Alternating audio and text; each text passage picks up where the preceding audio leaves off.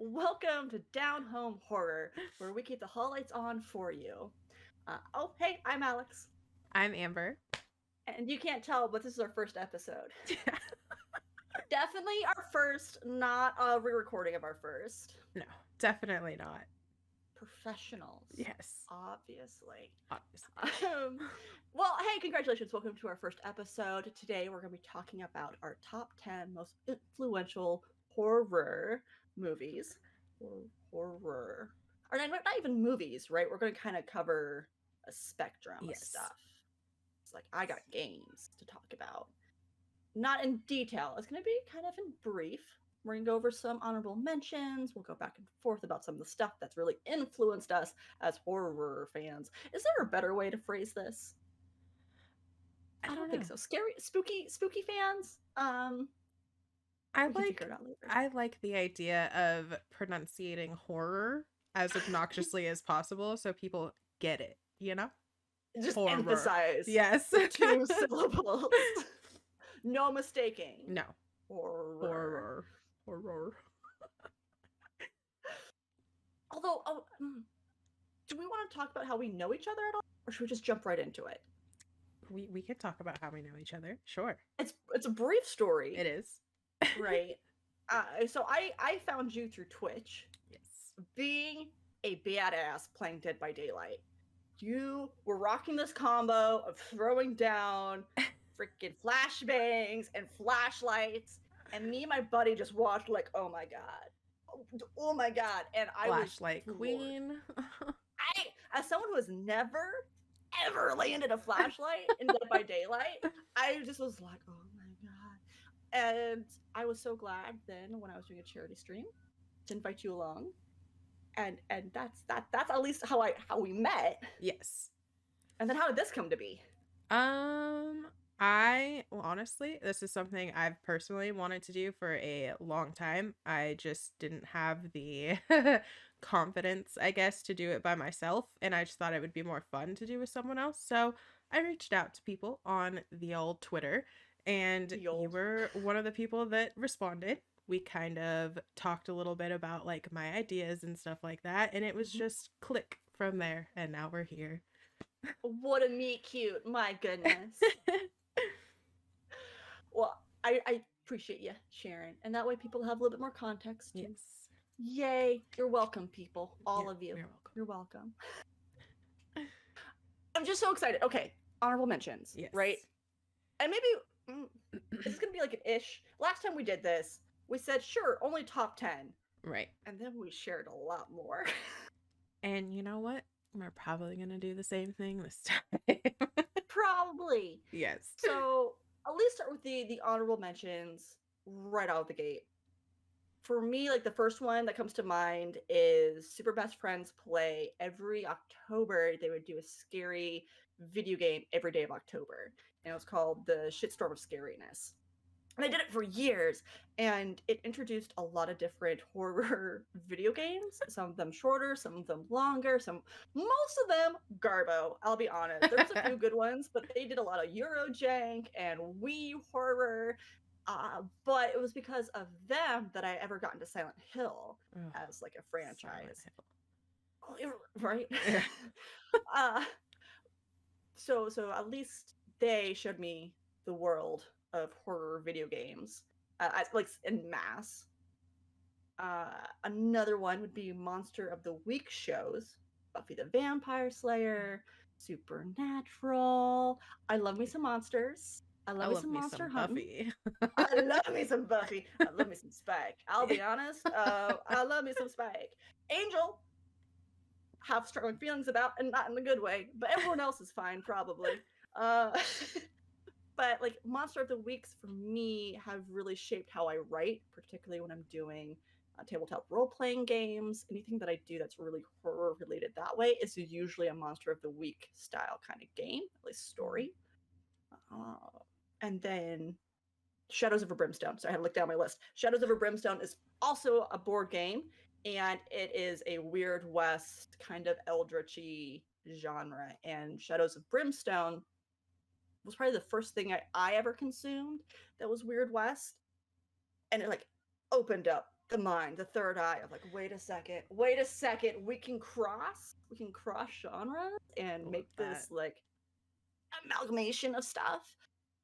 And to this day, if I can find Weird West stuff, I grab it. I might not read it, I might not consume it right away. This just makes my little heart happy. Same. Anything that's like any type of Western at all that's mixed with like horror, I'm like all there for 1,000%. Sold. Yes, I totally. feel like it should be more of a like. I would love to watch a lot more Western horror movies. Same. Right? I go on Right? the search for those constantly because there's not enough of them. You get the like, what is it? Terror in daylight or whatever the trope's called. There's something also spooky about it being bright out, desert, and still scary. There's someone out there. Make more, please. Please. Just make more. For me and Alex. Just specifically for two people, spend $1 billion on it. Yeah, totally. Dear Amazon. Listen, Still hear us. I'd watch it enough that it would totally pay for itself. Right? I'm with you, 100%. Yes. All right. So what are yours? So these changed a little. They don't know that. These are the exact same, and we didn't do anything different this time. Definitely not. So my first one is Scooby-Doo. Like, I was completely obsessed with Scooby-Doo when I was a kid. Especially, I think I actually ended up watching that first like live action Scooby-Doo movie before I ever watched the cartoon. But I had so much fun. Yes, crazily enough. But I loved the movie. And listen, it's not just because Matthew Lillard is in it, I promise. That might have been a big reason, but I still loved it. I still absolutely loved it. And I watched more of the cartoon after I watched the movie. And I don't know. I loved the like comfort of Scooby-Doo being like spooky, but not too much for my little child brain. So my second one is the Addams Family. Again, like the whole... So good. Yes, the whole like it kind of reminds me of like the Universal monsters and stuff like that. And I don't know, it was just a fun thing to watch that was, again, not too scary for me as a child. Now, this third one, I am almost sad that this is in an honorable mention and not in my actual list, but bear with me. The original Blair Witch Project. Interesting. Yes. Okay, why is it an honorable mention? So it was my first ever experience with found footage. Obviously I don't think that that's the movie that kind of like catapulted found footage. I would say Paranormal Activity kind of gets that accolade a little bit. But it was the first one that I watched, and it scared the crap out of me because I genuinely thought that it was real. I wasn't old enough to like remember the actual marketing that they did for this movie, which was selling it as a real story. But regardless of that, I still thought it was real for the longest time, and it was terrifying that something like that actually happened. But how I shared with you, I've never actually truly finished Blair Witch. I watched like 99.9% of it thinking, this movie's dumb. Why do people watch it? And then at the end where the guy's staring at a wall, I'm like, I can't do this. Out. And like, you were almost there. You were almost crossing the finish line. 2 minutes. I'm like, I can't do it. I absolutely cannot do it. I don't want to jump scare. I don't know. So I've never actually finished Blair Witch Project. That's fine. I forgive you. Thank you. I appreciate it. Oh goodness, it was really weighing on me. I have an info dump about Addams Family. Yes. And I can shorten it. But do you know why Victorian Queen Anne houses are like iconic haunted houses? No. Okay, so Addams Family plays into this, right? There's a huge domino effect, the short version of it being back in the 1900s or even before then. It's going to be like Victorian times, this building style erupted. It was for the nouveau riche. They're like, look at all this money. We actually have the technology now to build these kind of houses, and they pretty much built them because they could. Crazy. Then in America, as the nouveau riche over there, like, well, this is what they did in Europe, so let us do it too. Of course. 1920s, right? All these houses in America, boom, boom, boom, boom, boom. They're popping up everywhere. Then a little war happened. people were not jazzed to be like Europe after World War One. Right. So the same nouveau riche were like, we're going to take our money and peace out. We're going to go get different houses. And then that's when you start seeing a lot more of those minimalist, simple line houses become popular. All those old houses then became derelict because no one wanted to buy them because they were a symbol of an old time. They were a symbol of death. Right. Then the Great Depression happened, right? And then people who were homeless started moving in and living there. Again, those buildings were not taken care of. And then we have Mr. Adams, Charles Adams, right? The guy who originally wrote the Adams Family. I'm not confident about the first name, but the Adams Family guy wrote the Adams Family as a complete opposite version of what the American ideal was, and they lived in that house because it was the exact opposite of what everyone was living in. Furthermore, we then have Psycho, which influences the house further, and then it's like sold in history. So Adam's Family played a major part about Victorian Queen Anne homes becoming the iconic haunted house. There's your info dump for the day. Holy shit.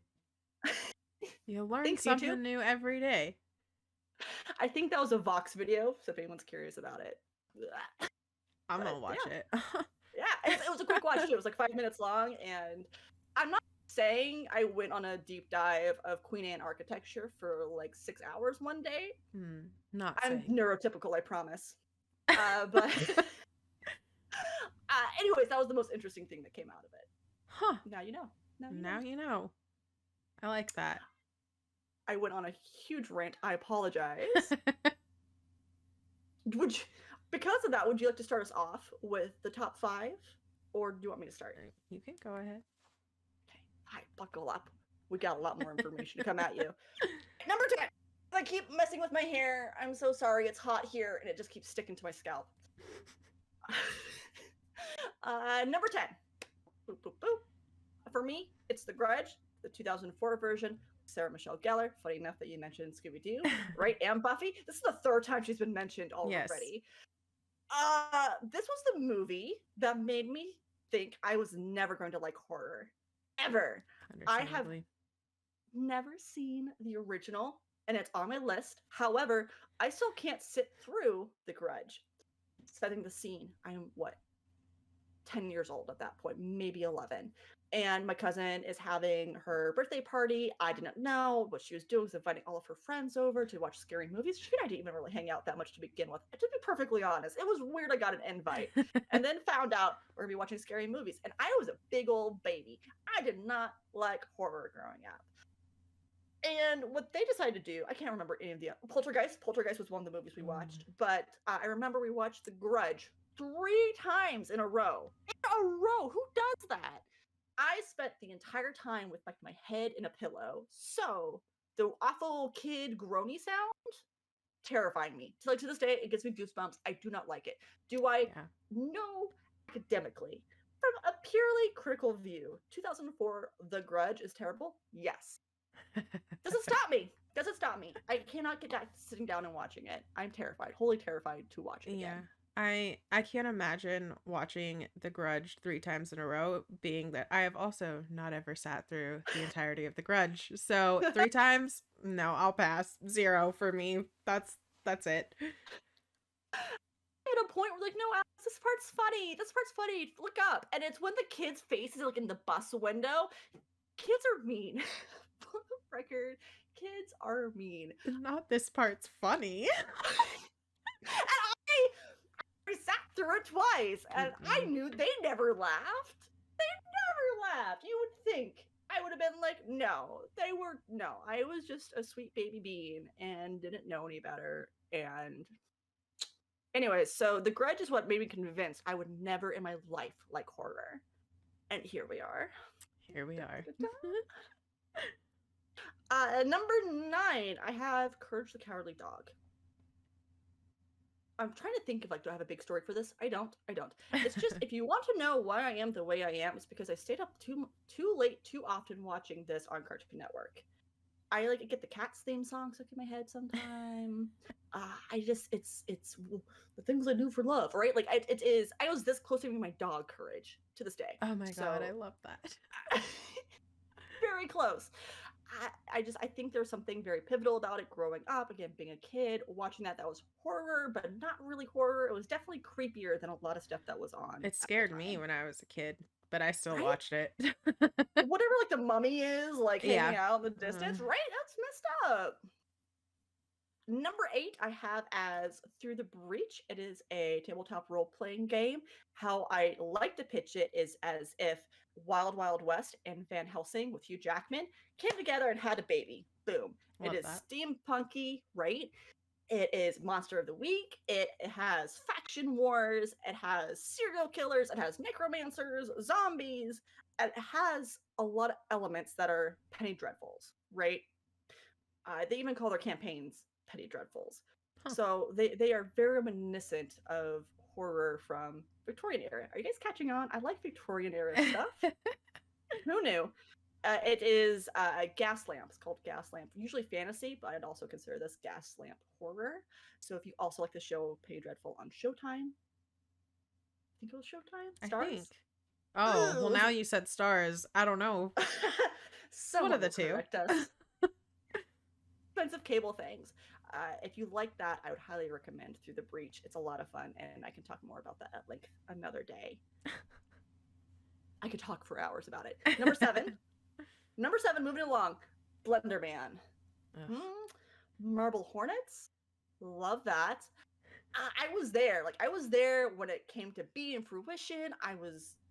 It was so cool to see the creepypasta truly come to life in such a large way. Again, you have the awful case too of the two teenage girls stabbing their friend, and how it just blew up from this one thing that this guy photoshopped for a creepy competition into now a movie and video games in this franchise. I also think it was the big introduction to analog horror for me.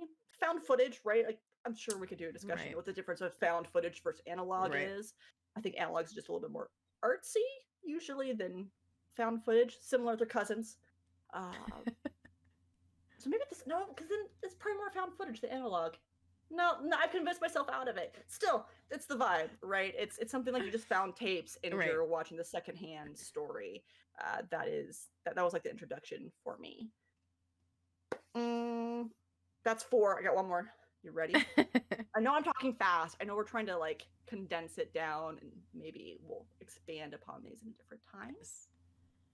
Yes. But number 6 is American Horror Story, specifically Murder House, the first season. Haunted houses are cool. That's it. Haunted house is cool. I love me some ghosts. Cool Yes. stories, man. That's probably like the one and only season that I can stand to rewatch a lot. To be honest. Never gets old. It No. never gets old. It doesn't. It's really good. I will admit, American Horror Story is my depression watch show, because by the time the brain spell, the fog has lifted, I have never watched all the seasons of American Horror Story. Oh. So good on me, but I can usually measure like, oh god, how long am I in for it this time is by how far into American Horror Story I get. Oh, okay. Usually it's by season 3 I'm good. I'm done. But I've watched Murder House a lot because of it. Right. Which one was season 3? That wasn't Freak Show, was it? Was it Coven? No. I think it was Coven. Because I think it was Asylum. Because I really liked Asylum. Coven. The Circus. Hotel. And then we can talk about Hotel and how that like really brought back that neon aesthetic. Because like that's neon and horror is my shit. I need more neon and horror. Do you hear me? More Western, more neon. Separately, but still. Make it happen. Okay, but what if I could probably write this story. Hang on, give me a second. I'm sure we could write it. Pitch it to Hollywood. Like a honky tonk horror. That's what I'm saying. Like a little bit from Dawn to Dusk. Okay. Tarantino with the vampires and stuff, right? Right, like better than that probably. I like Tarantino. Definitely. Yeah, I was gonna say, listen, I love Tarantino's stuff, but I feel like we could totally write something better. Like totally. But like honky tonk horror. Yes. Let's make that a brand. I would love that so much. Right? That's what I need more of in my life, to be completely honest. Listening internet, write it down. You're gonna make $1,000,000 off 2 people. But that was like a really quick flash through. I think some of these would be fun to explore in other stuff, but at Yeah. least that's an introduction of like stuff that influenced me as Yes. far as what I enjoy about horror. Your turn. Okay. So my number 10, and Mhm. firstly, I'm going to preface this. These are not in any particular order. Sure. And secondly, these are also not any of my favorite things as far as like what like genres and stuff that they are. Mhm. Not my favorites. Some of them are, but I'll, obviously say that. But my number 10 is Goosebumps, and Scary Stories to Tell in the Dark, all in one. Mhm. But Goosebumps specifically, I I loved horror at Camp Jelly Jam. I don't know why. I carried that book around with me literally everywhere. And then the other one was Escape from the Carnival of Horrors. Literally had the tagline, "Reader beware, you choose the scare." And I fucking loved that. Like, I loved the idea of getting to pick my path through this scary ass carnival in Mhm. this little book as a, like, I don't even know, 8, 9-year-old. I was living my best life with those. Of And course. Scary Stories to Tell in the Dark was also a book that never really left my side. And I used to scare the shit out of my friends when we had sleepovers because all the lights off, freaking Perfect. typical sheet over the head with a little The light. flashlight. Yeah, that was me. Iconic. My number 9 is Ju-on, the 2002 Ju-on, which I still Weird. think is hilarious. Um, that was my introduction to foreign horror, and at that point, when I saw it, it was completely different than anything I had ever seen. It was freaking creepy, and it's also why I've never really watched The Grudge ever because just That's no. fair. No. It's fair. Yeah, the stair thing. It's the stair thing, I think. The- Like the crawling down the Oh, stairs. it's Like so I'm good though. no. Like I will hard Hard. pass on anything that's crawling down the stairs, which is hilarious being that my number 8 is The Exorcist. Like it was my first ever possession film. It was also the first time that I'd ever seen religion used in a horror film, and I was like, for whatever reason, my little baby brain was like mind blown by that. But again, You with the weren't the stairs only and shit. one. Yeah, I'm sure. It was Sure. iconic for a reason. It's like Yes. that Amityville. There's a reason it freaked people out. Yes. Which is also funny because my number 7 is the Amityville Horror. Um, which was the big one that I just when it popped into my brain that one night, I was like, "Oh my God, how is this not on my list? Like I can't believe this." It was my first haunted house movie ever. And it was one of the few paranormal movies that I watched when I was younger that I could actually sit through. It scared the shit out of me still, but I felt better watching that than I did any other paranormal film when I was younger. Like, you have to understand, when I was a child, and I've watched horror movies legitimately since I was 4, like, no exaggeration. That was the first time I ever watched a horror film, and it's just been like that ever since. Sure. And I could not do paranormal though when I was younger. And it's taken me up until the last like maybe 5 to 10 years to actually really start watching paranormal and having like a little bit more of an appreciation for it because I was just always so scared of it. That's why I'm such a big slasher fan because it doesn't scare me, you know? Like Interesting. Oh, that's interesting. it does kind of scare me, but not in the way that paranormal did. Like I could be a little bit more comfortable and not feel like, I was gonna like scream and like, all that stuff. But Of the ridiculousness of a slasher film, right? Like it doesn't yes. feel real. Where Right. usually has just enough to be like, wait a Yes. second, I don't like this. Yeah. And I'm like 90% sure that my dad's house is haunted. So it was just like, and that's where I was watching all of that stuff at. So I was like, no. We should trade haunted stories I sometimes. know That that would sounds be great. fun. All right, and then my number 6 is Scream, the original, of course. I love all the Screams, I think, except for a couple of them, which I don't Mhm. hate, but I don't like love them as much. But Sure. Scream, which is definitely one of my favorite movies. That movie like really piqued my interest in like horror tropes and Yeah. formulas and stuff, because that's a big bulk of what that whole franchise is just talking about like, well, who could Ghostface be, like how is this going to follow like a typical horror formula and stuff like Mhm. that. And I was honestly not something I ever thought about until I watched Scream, and I was like, oh, I like that. Like, I like thinking about what goes into a horror story now, you know? So, Scream, thanks. Thanks for that, Craven. Appreciate it. I have another honesty moment. Yes. I've never seen Scream. The most of it that I have seen was again being a 99%. little kid. 99% exactly. No, this one's like 4 frames.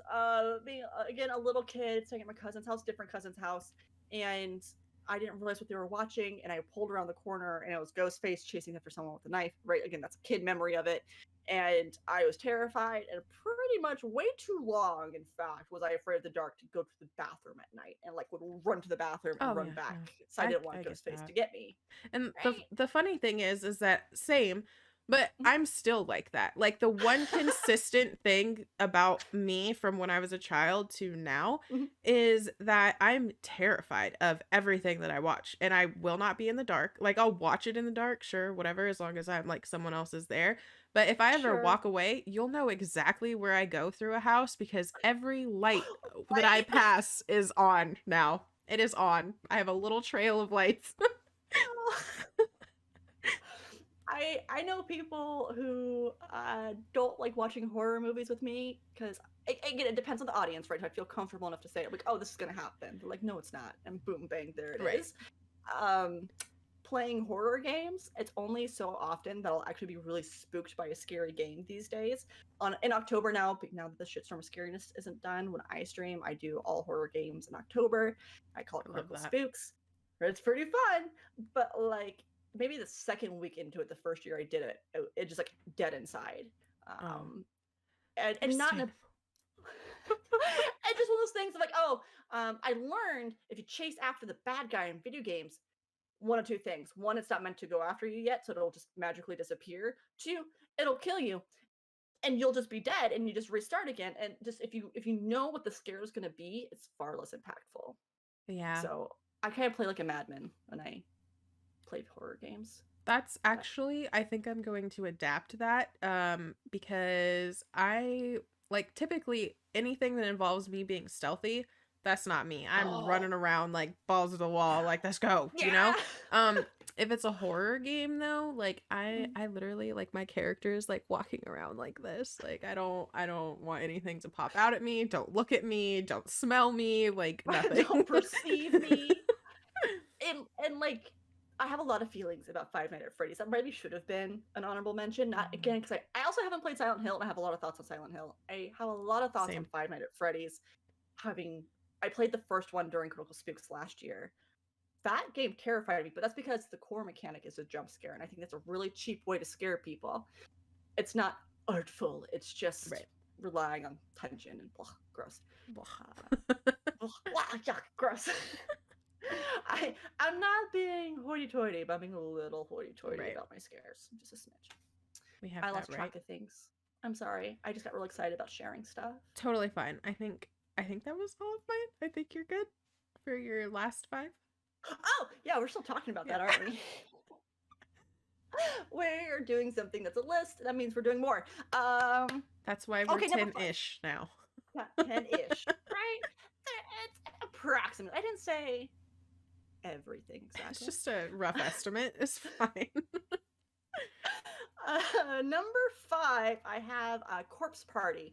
It is I believe, a Japanese RPG, JRPG with the RPG maker. It was submitted in a competition in the 90s. And weirdly enough, won second place, but it is now more iconic than the game that actually won first place. Oh, love when It that happens. is right. Isn't that funny? Has been adapted, has been updated a lot. as the popularity of it's come around, the base concept of it being you are playing as a group of friends after kind of a school festival. One of your friends is moving away, and you decide to do this like friendship forever charm together. And turns out, haha, the person who found the charm that's really into occult stuff got tricked because the internet's full of lies. And they No, get sent. not the What? internet. Weird. Hey, I'm not saying like I'm not your mom, but maybe don't pick up spells off online. Right. Just a crazy thought.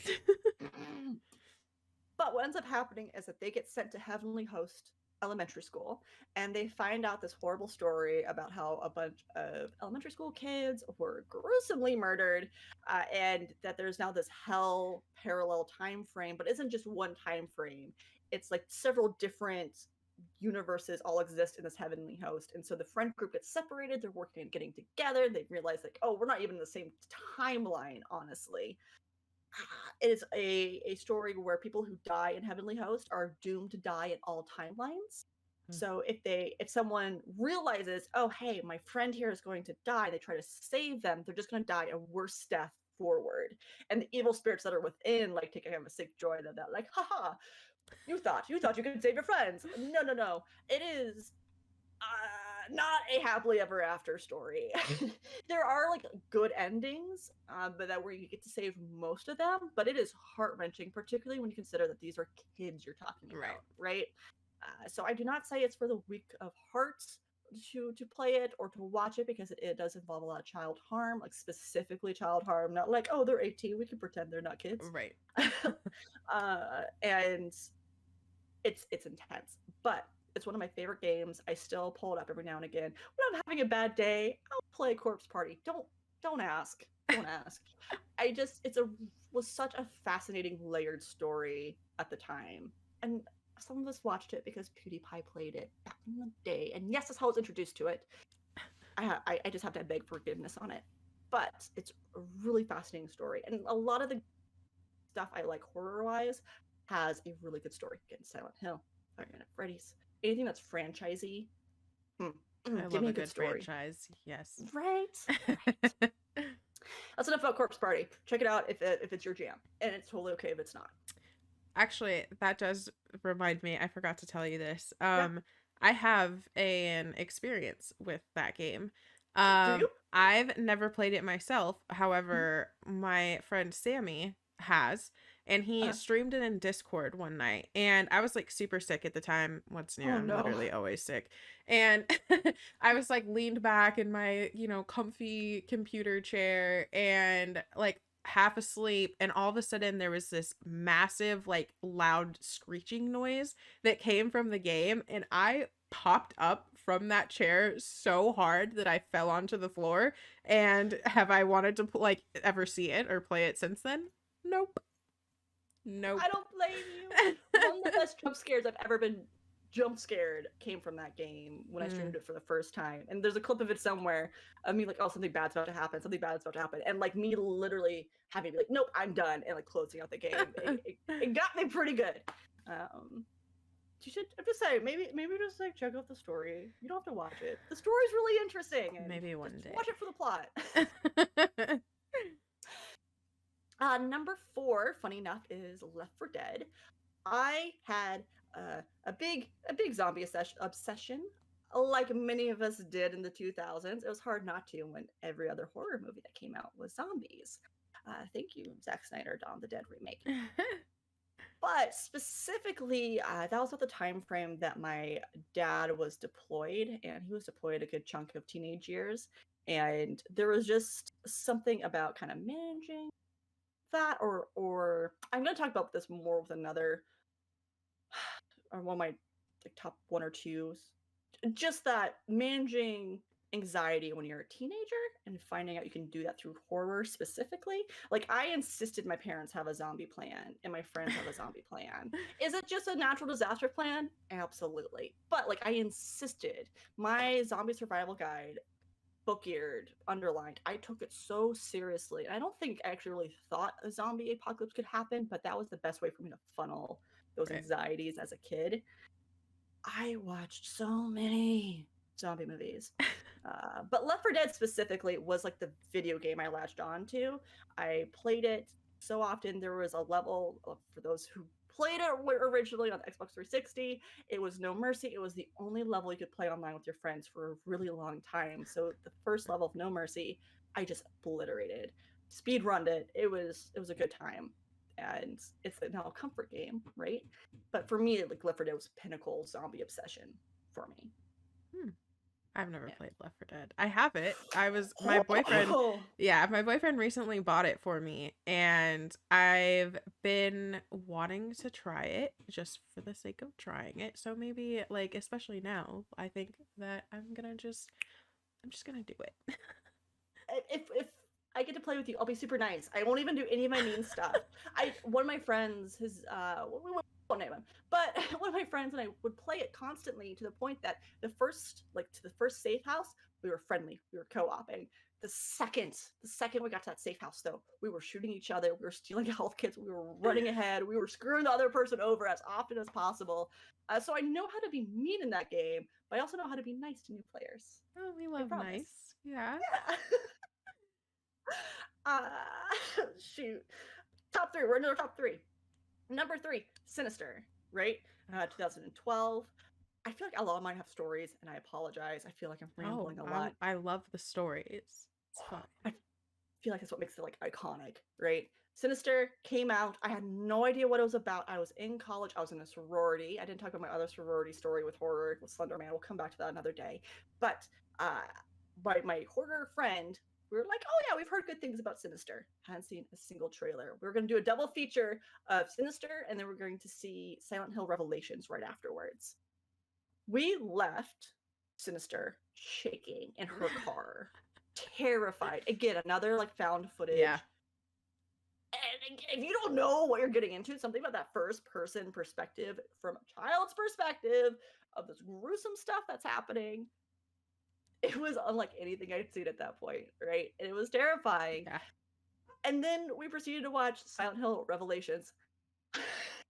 Shaking. Oh my god. It's not a movie that's actually that scary, but we were so terrified from the first one that my poor friend was like jumping with like the mannequin doll thing came out. Oh Lord. I've rewatched it since. Like, it is not as scary as it was. We were just shook to our core. Sinister is one of those movies, scariest movie I've ever seen. I will only see it a handful more times in my lifetime because I want it to maintain the scariest movie I've ever seen, unless something else comes out, which it might. But I never want to feel like, oh, and this is when this happens. Oh, and this is when this happens, because I had never had that experience before, right, with a horror movie. Yeah, Sinister kind of like knocked me on my ass the first time I saw it. I was like, what the hell is this? Like, that was another one that I was like, put it on the list, Amber. No, but you already have 10, but put it on the list. No. Yes. And I feel like it doesn't get talked enough. And I knew there was a sequel. No, I never watched this. I never watched the sequel because I want this movie to stay perfect for forever. Healthy expectation, yes. I'm sure. But yeah, no, it needs more love. It does. More love. I can agree with that. Good. For sure. Good thing we're making this thing together. Otherwise, wow. No, I'm on that hill with you. Okay. Solidarity. Ride or die. Shoot. Oh, number 2, Stay Alive.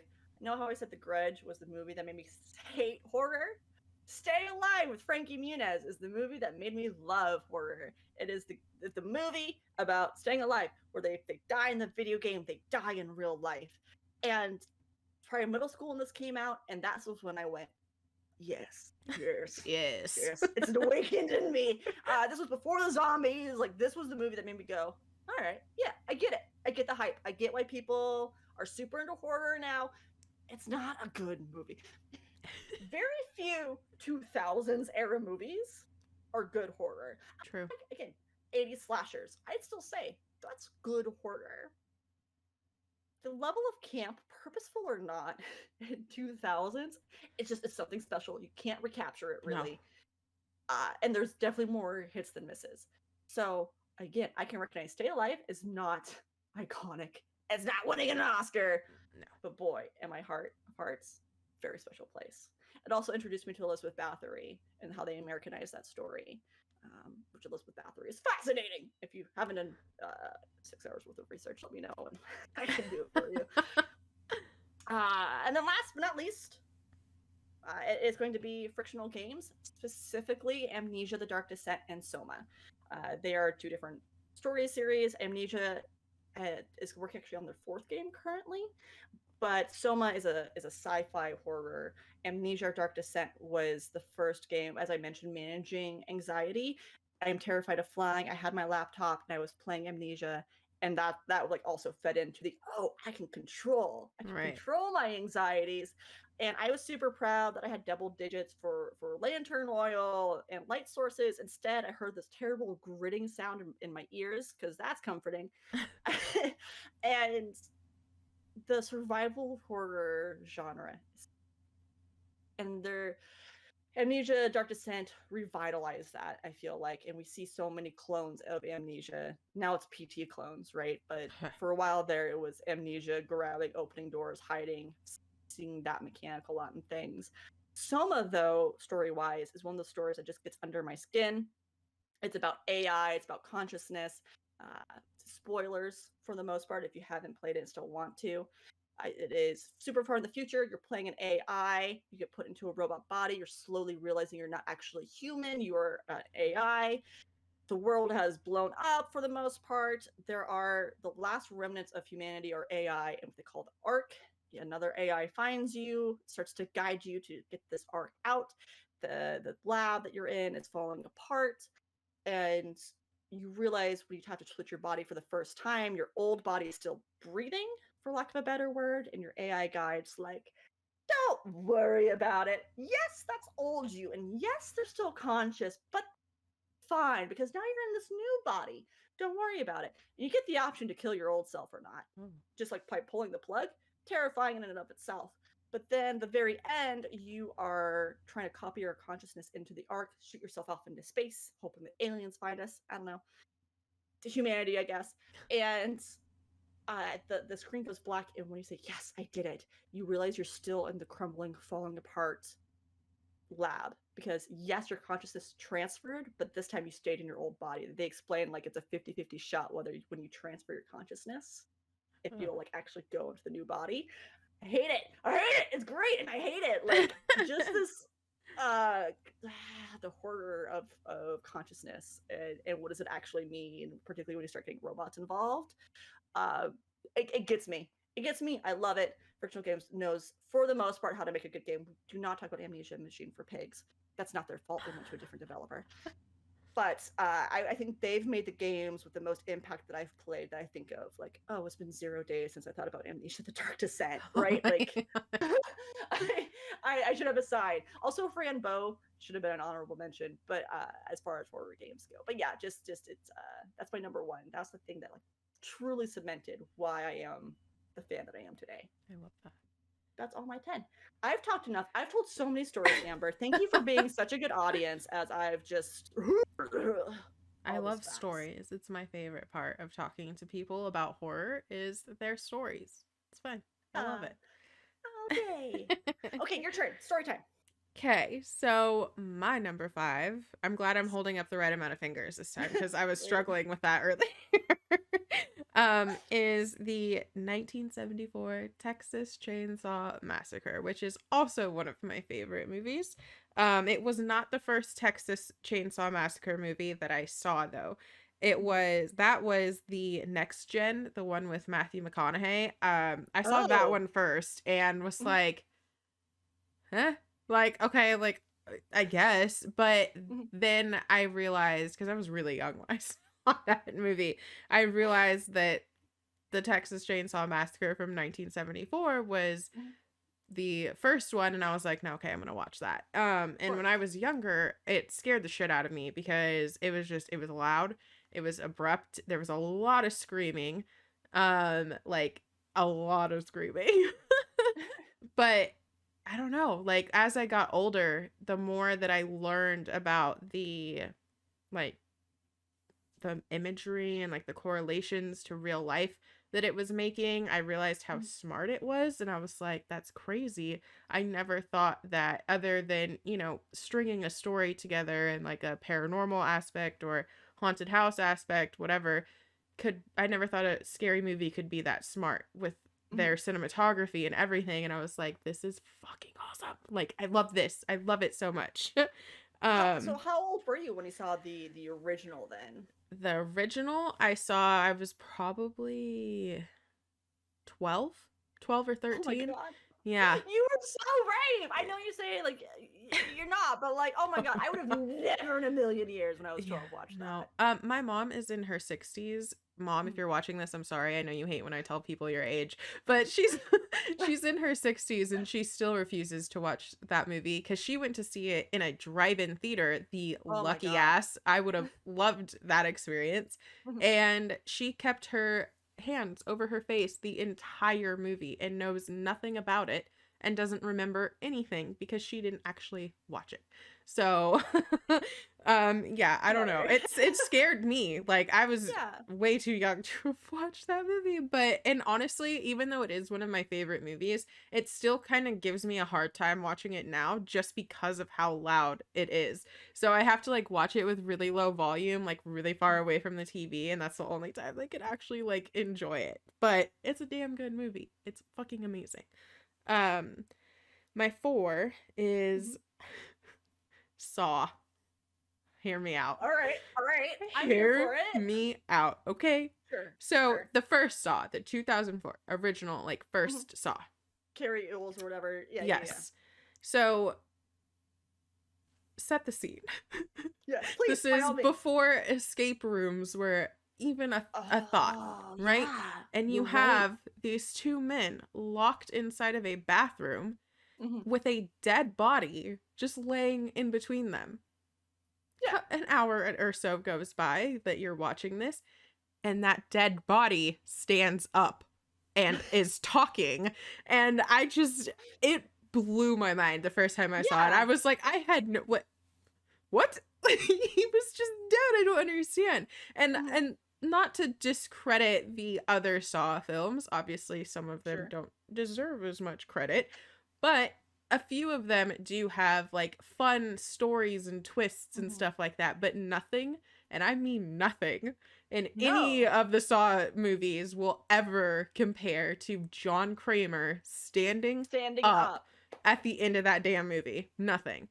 And like I said, not to discredit the other ones because I love the twists and turns in Sure, some of sure. them, but this one was the first one that I ever saw. Ha ha um ha ha. Literally the only person that's going to appreciate that I just did that is my boyfriend, and everybody else is going to be like, we are never listening to anything this chick says ever again just for that. Turn the video off. Fast forward. Click. Yeah. But yeah, like, in all seriousness, I fucking Mhm. love Saw. Like, and it's honestly one of the more tame out of the rest of them as far as the Sure. gore goes. Like, Well, it's basically a canned show for the most part. It's just them talking about stuff, a few flashbacks, but like, yeah, yeah, it's all contained in that one room. yes, and It's it's crazy.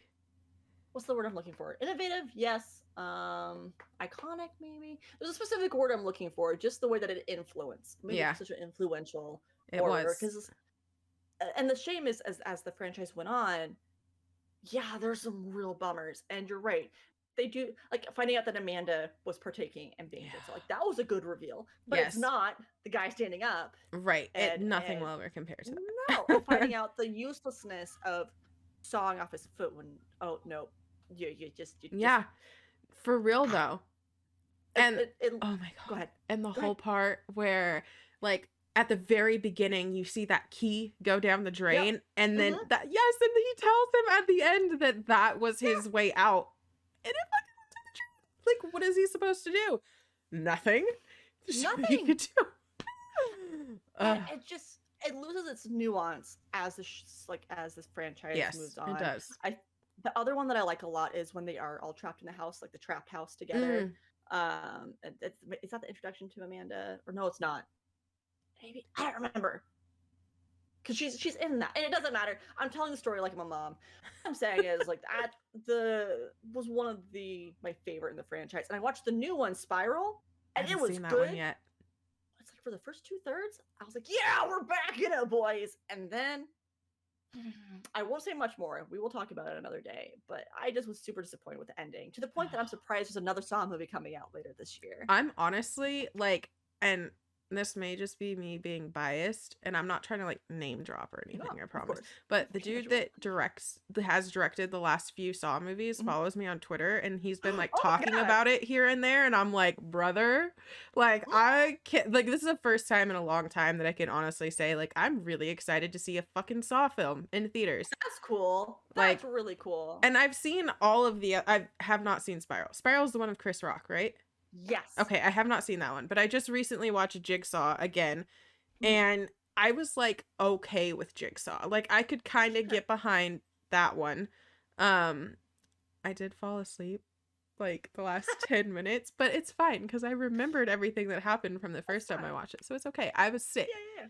as per usual. Well, Um that doesn't count then. Yeah, it doesn't yeah, count. exactly. But yeah, I'm actually really really looking forward to a new Saw film coming out cuz Mhm. I think I don't remember which one it was, but I took my mom to see a Saw film in theaters once. She was not having that shit, but I was like, I bet "Yeah, not. like this is cool." Let's But I go. don't remember which one it was, and I would love to just be able to say again like I've seen a Saw film in theaters. Like Theaters. when the Scream movie, Scream 6 just came Mhm. out, I realized going over there, it was the first Scream film I've ever seen in a theater. And I was like, you know what? This is special because of that. And I don't give a shit Heck what yeah. anyone else says. Yeah. Treasure So, those moments. yes. Absolutely. But sorry, that was a really long rant to go on for Saw, but it's okay. It's fine. Sorry. We have a lot of feelings about Yes, Saw, apparently. I do. But to move on, Sure. my number 3 is I still feel like I kind of cheated with this one, but it's the chiller and sci-fi channels. Um like of course my dad being like a huge horror fan, he Mhm. had to have those channels, and that's pretty much, other than NASCAR, all he ever fucking watched was something on either of those two channels. And at some points he would even skip back and forth. When one went on commercial, he would go to the other channel. Other So one? we're watching like two movies at the same time. But Chiller was kind of like my big, like, I don't even know, like a big bucket of slasher films that I just got Yes. to like go through all the time, and I absolutely loved it. And sci-fi was like my introduction to Mothman and like what cryptids are, and like The Descent, which is a terrifying movie just because they're stuck in a fucking cave, which like Mhm. there's no monsters. Is there monsters in The Descent? I don't think so. There's one movie where they go into a cave and there's not actually monsters. It's just scary because they're in a fucking cave. I Is it can't as above, so below? That one has a paranormal thing at the end, Oh, though. okay. I Shit. think. Right? It's been too long. It's I been a remember long really time liking since that one, though. It was I enjoyable, but As Above, So Below? I I love remember that liking it. movie. I fucking love that Okay. movie. Whew. But I don't know. There was a movie. It might not have been Mhm. The Descent. Jesus. So don't judge me for not knowing that fact. Thank you. How dare you not know Yeah, everything, I know. Amber? God. Crazy. How dare I call myself a horror fan? But the whole idea of just being stuck in a cave like scared the shit out of me. And then obviously like that's where I saw Jaws for the first time, and just all these like crazy like killer bugs and all Sure. kinds of shit. I was like, this is fucking cool. Like, I don't know. I love the idea of being able to sit all freaking weekend and watch horror films all freaking Yeah. weekend. Like, and I mean, I do that now, but like as a It kid. There's something different because my friend across the street when I was growing up, we did the same thing, right? It wasn't Chiller, but it was something on demand that Yeah. like just had this little list of stuff, and we'd have sleepovers, and we'd stay up too late. Her mom would come downstairs and just like roll her eyes, and be like, "You two are weird," and like go back upstairs because we're sitting there laughing at these again, not always great horror No, movies. definitely Um, not. but to be able to have that kind of privilege of having Yeah, the sort of cable to deep dive into stuff, good, bad, or definitely. otherwise, right? It's a really cool experience. It is. And I honestly like it makes me so nostalgic because the Chiller channel doesn't exist anymore. Rest in I peace. know. Rip. And sci-fi does, but literally within the last like 15 years, sci-fi has gone hardcore downhill with the stuff that it Yeah, shows on that channel. it's not the So same. no What offense, was it like? sci-fi, sorry. Sharks are gonna come for you. The sci-fi police are gonna come for you. Also, like Saturday mornings or Sunday mornings, they would do like that marathon of horror movies that Yeah, were like kind of B-roll ones. A plus. and I love Love that that. shit. Love Yeah. that shit. It's the best. Mhm. And then number 2 is the movie that made me fall in love with horror, and that's The Evil Dead, the first one. I mean, I love all of them. I love that entire franchise. Like, that entire franchise Absolutely. is my favorite movie. um, I don't think you can do that. No, Listen, I I'll support this. I find support any this. loophole I can to say that Evil Dead is my favorite thing in the world, but not have Mhm. to pick which one of the things What? out of the franchise that I Picking your like. favorite child. Yes, exactly. Evil Dead hardcore made me fall in love with horror. I don't know. It was just so like it was campy Mhm. and Bruce Campbell, like you know Bruce what I mean? Campbell. Yeah. Oh, Brucey. And it was crazy. It was a hell of a good time to watch even as a kid. I was just like, yeah, this is my shit right here. Like this is what I want to spend the rest of my life watching. Thanks. And it's just always it just never that whole franchise has never disappointed me. Like Evil Dead 2, Sure. I will say is probably my favorite out of the franchise. If I had to pick, if you're going to twist my arm, Evil Dead 2 Sure. would be my Mhm. favorite. But the Okay. first Evil Dead is kind of what like without the Evil Dead, none of the other stuff would exist. Even if Evil Dead Sure. 2 was the first one that they made, like the work and heart and passion that they put into the Evil Dead to Mhm. make something that people were like, holy shit, that's cool. And to just prove themselves as an actor and as a filmmaker, like, mm, A plus. yes, I love the Evil Dead. Okay, I'm so sorry. No, never apologize. Well, this is what we're here for. We're here to discuss the things we like. How It's true. don't apologize. Evil Dead. That's what I like. Okay, but my number 1 Yeah. is my dad. He's Mm. my hardcore number 1 easy pick for the number 1.